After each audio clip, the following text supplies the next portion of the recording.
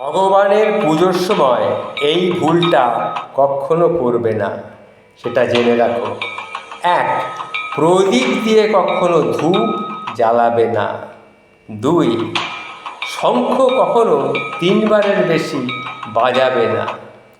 3.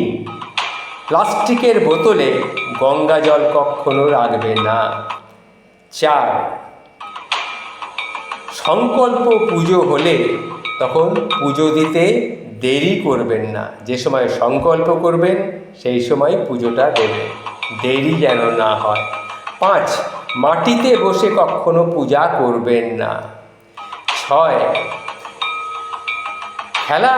খোলা চুলে কখনো পূজা করবেন না। 7. পুজোর সময় স্থানে একাধিক একই মূর্তি কখনো রাখবেন না। আর 8. পুজো করলে বসে সবসময় মাথা নত করে মাথাটাকে ঢেকে নিয়ে পুজো করবেন।